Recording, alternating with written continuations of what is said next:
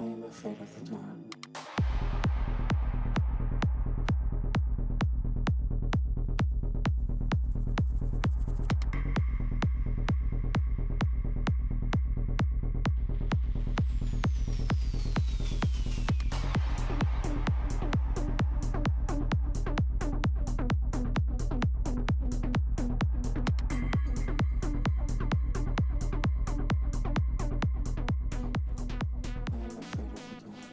Before exploring that idea further, it's important to understand one thing. We are holobionts. And I looked that up. It had a link here. It says all natural animals and plants are holobionts, consisting of a host and microbiome, which is composed of abundant and diverse microorganisms. Health and disease of holobionts depend on much of the interaction between host and the microbiome, and within the microbiome as on interactions between organs and the body parts of the host. Fascinating. And there's some more here if you want to pause it and read it, or I can link it, this explanation for what they're talking about. But I thought it was weird the word hollow, or the prefix hollow, being on this, and it made me think of hologram. It's kind of interesting. I had never heard of this term before, but the prefix is the same, so I kind of want to look into that sometime. That would be really interesting. So we are holobionts because we consist of our own host cells and the ones we live with in symbiosis or mutual cooperation. In particular, we live in symbiosis with bacterial, viral, and fungal populations of cells. In other words, our cells and microbiomes mutually benefit one another. And I just want to say this before I forget. Sorry for all the interjections, but when it talks about in symbiosis of bacterial, viral, and fungal populations and cells, and just hypothetically, let's throw in like foliage and even the planet itself, we're we're kind of talking about something similar to Avatar, James Cameron type of thing, where if you remember in that movie, they connected it together with like the whole planet or whatever.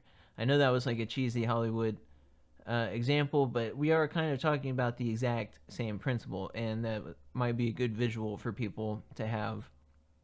And I'll say as well, before we move on, that we keep on coming up with all of these connections between stomach and intestinal microbiome, bacterial colonies, and linking to like the status of your gut, basically, with the status of your brain. And that Parkinson's and like depression and like a bunch of other things that you might not anticipate being connected to bacteria in your intestines and stomach being linked to like brain diseases. So when they're talking about a symbiosis of bacterial, viral, and fungal population, it does make sense that if something gets out of whack, that it could affect stuff in other parts of the body, and that it could be pretty severe. So it's just stuff to think about, and hopefully we will. Now that we're like looking at that stuff, maybe we can prevent it or detect it early or treat it. And I also am thinking that this will eventually lead to us being able to deliver medicine and drugs and chemicals to specific parts of the body more effectively than we can right now. Like, if we were to understand how cells work, we could deliver, medicine to the right part of the body more effectively. That just pops out really. It seems really obvious, but the evolutionary science of hologenome, that we co-evolved with our microbiome, says that evolution led those first cells to continue forming different kinds of habitats in order to survive, thrive. Hence, the development of plants, animals, and fungi were a constellation of habitats, says Miller, who spent decades of studying the human microbiome and has written several books on the hologenome. He compares human bodies to a successful engineering project, that's weird, for even more complex groupings of diverse cells living together and adapting to changing environments over millions of years. A form of cellular consciousness has been with us since life first emerged 3.5 billion years ago. They were able to multiply into abundant species of bacteria, amoeba, and then complex organisms because of their particular awareness. Today, your brain, microbiome, and the cells of your gut work together as a community of cells to create your sense of consciousness. We are rich, wonderful, delightful environments for cells, so we bear a resemblance to the first biofilm. We are on one end result along with every other creature that can be seen. We are a particular solution to a set of biological problems. The author of Sentient Cell aren't alone in hypothesizing that our microbes, the bacteria and viruses in us, have a great deal to do with our consciousness. Various studies show that our own cells communicate with our microbiome, and that our brain, gut, and microbiome are deeply entangled, forming a complex system. Besides being responsible for our health, these complex interactions contribute to our higher level consciousness. However, not all scientists who study the biology of life are convinced that cells are conscious. Cells are responding to both chemical and physical signals, including pressure from surrounding cells. The cells of a developing embryo know, for example, when their numbers has grown to 400. At this exact point, the group begins to separate into three axes that determine the body's final orientation: front, back, left, right, up, and down. They know how to differentiate themselves into the tissues that will become your organs and other parts. Cells are the architects of the organism. Cell biologist Alfonso Martinez Arias tells Popular Mechanics.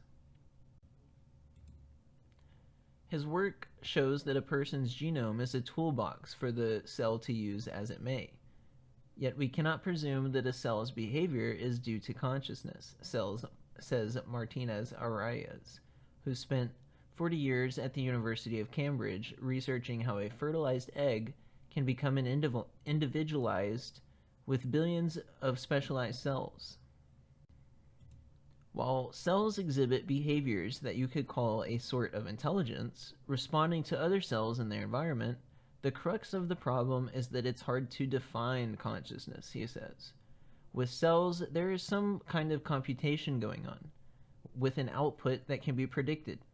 I think increasingly there is evidence that cells have capacities that are not encoded in the genome. For instance, the ability to pick and choose from the toolbox of genes that give us our ultimate characteristics.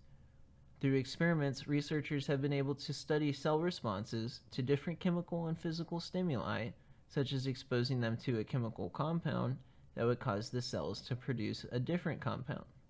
So we are able to communicate with them, but we do it badly. But I think we are learning their alphabet.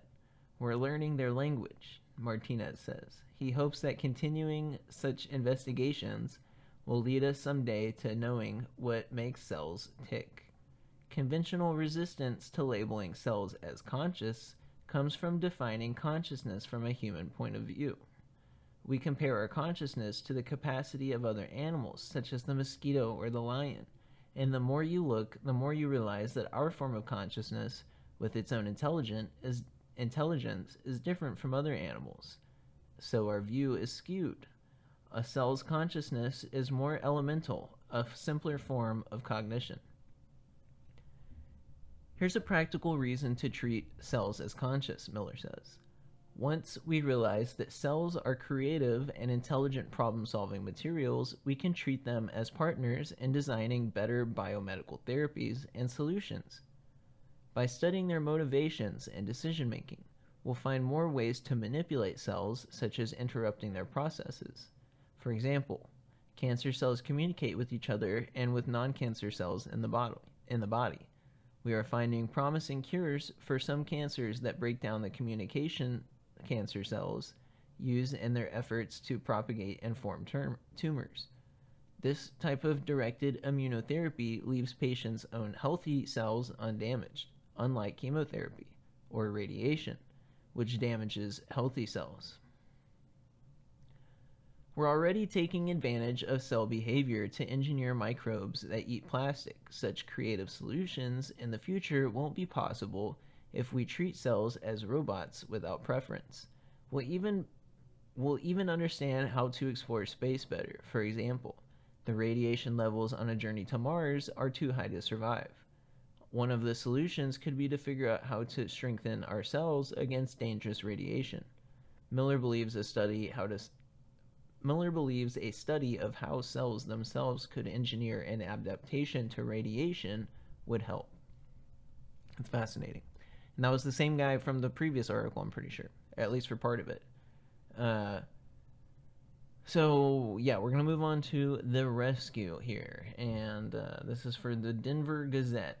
And it says, 2 people were in the right place at the right time to save 3 lives on the Colorado River earlier this month, according to Utah's Grand County Sheriff Search and Rescue Team. The agency reports that a 40-year-old man was in an inflatable kayak with his 2 sons, aged 8 and 10, when the kayak flipped in whitewater upstream from a popular beach area near Highway 128. The accident was spotted from the beach, and former associate of the search and rescue team, Gar Lassam, happened to see the situation unfold. He immediately hopped on his paddleboard and rushed to provide emergency aid.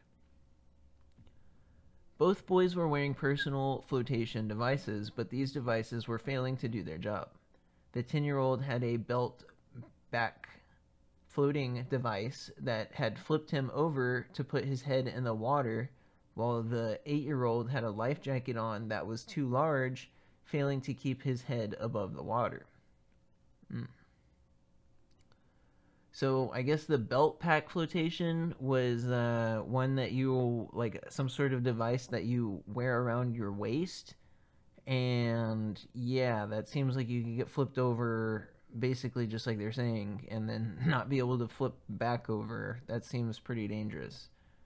And I guess having a super big life vest on, you might as well just be holding on to it like a floaty, like a pool noodle or something, rather than trying to wear it around you. So they're both both have weird flotation devices, not optimal. Losman was able to get both children on his paddleboard, but was unfortunately able to go after the father. Thankfully, there was another stroke of luck, as lifelong Moab resident Daniel Wright just so happened to be headed upstream on the river on a jet ski. Losman got his attention and directed him to the father, who was being swept down the river. While Wright had already passed the man moments before, the man was nearly completely submerged and virtually unnoticeable due to the high water debris. Ooh, yikes. Debris in the water. That's not good.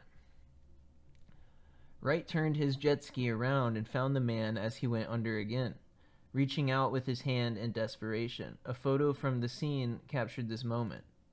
We gotta see that. Oh, wow. It is like literally that moment right there. So anybody that's not watching, there's like a jet ski, and you can see from the track that he was like doing circles trying to get to this guy. And I guess this guy's like tangled up and stuff, or caught in an eddy, like underwater, like an undertow, like he's being pulled underwater. It's hard to tell by the picture, but it shows that there's a lot of water flowing, and the water is all muddy, so I would say that it's probably a higher flow. And it even says on the thing right here that the Grand County Sheriff commented saying it was higher flow. So yeah, when it's all muddy like that, you know it's like picking up debris and bringing it downstream. So he said that there was debris in the water. So it's possible this guy's literally wrapped up in a bunch of sticks and rocks, and being like pulled down by the water, possibly into more rocks. And I haven't been in the river like this, but I've been in a similar situation in a river flood when I had a lot of debris coming by me, and luckily I didn't get in this position. It could have been. It was really close.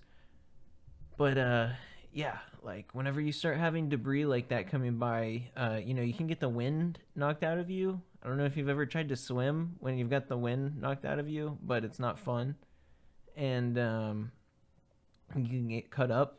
If you have contacts in, you can get a bunch of dirt and grime in your eye. This water is moving really quickly, so it's like picking up a bunch of dirt, like I said, and oil and leaking out from the roads and just all sorts of chemicals and fertilizers. And if it's rapids, you're trying to look where you're going so that you don't get hit by this debris, and you have your eyes open and you get splashed in the eyes by this muck water, and then you can't see.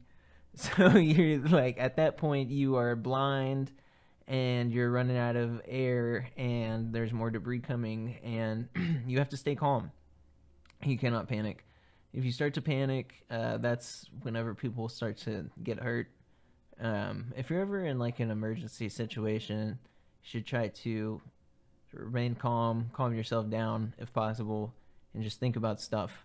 Because if you just go into the panic, kind of like we talked about that emotion episode of the difference between surfing your emotion and drowning in your emotion. Not to say that this father that's drowning right here in this picture did anything wrong. I have no idea the circumstances, and like eventually you get to the point where you're so tired you can't do anything. Or he might be being pulled under, like I said, from the water or whatever. But what I was going to say was that you want to be surfing your emotion and not drowning in the emotion. And if you start to panic, you're going down into that emotion. You got to keep yourself up above it, at least in that moment. And yeah, if you start to panic, then you're not thinking, and you do dumb stuff. And that gets people hurt, is when people do dumb stuff without thinking. So yeah, got really, really lucky, and he got rescued by the guy in the jet ski from that picture, and it says that he had a personal flotation device on him, but it got lost because it was on his lap when it flipped, and that all 3 family members were brought to shore, and that medical aid was declined. Important takeaway from this rescue is importance of properly wearing a life jacket when around natural sources of water, regardless of your swimming ability. Oh, it says that this happened in Utah. That's what I was thinking whenever I saw the picture, too, and reading the beginning of it. While this happened in Utah, the same hazards exist in Colorado. River currents can be strong and unpredictable, making it crucial to follow safety-related best practices. On moving water, a helmet is a good idea, too. Yeah, because he didn't have a helmet on. But, like it says, if the moving water is really unpredictable, okay, so, and they said there's a bunch of debris in the water as well. So, when the water is moving fast with debris in there, it's creating all of these currents going around stuff. That's also constantly changing because the stuff is like rolling down the river with the force. So it's very unpredictable, like it's saying, and you can get caught up. Let's say like a rolling boulder goes by with a stick attached to it, and it catches your shirt and drags you with you. It can be extremely dangerous. So I'm just glad that there was other people there. And yeah, that was a lot of news. So yeah, we'll try to knock out some specials and stuff. I don't want to like say too much to get people's hopes up, or because I don't know which one's coming out when. But yeah, I just have a lot of stuff that I'm working on, and I'll try to do another news update soon, because so much stuff happens. I don't want to get backed up again as far as I have. But yeah, this was kind of like a biology consciousness uniting front there. The revolution has united between biology and consciousness. So we will see where it goes from there. And let me know what you think about the animals. Are they conscious? Are they not conscious? Have you ever thought about that before? Now that they're proving that animals are conscious, has your opinion been swayed? Thoughts? Just give me your thoughts on that. Was there ever a point in your life that you thought that an animal was not conscious? That boggles my mind. But all right, guys. Until next time, be safe out there. Take it easy. Have fun in the summer, but we're approaching hurricane season, and it looks like it's going to be an interesting one. So buy some water and get ready, and have your lighting prepared.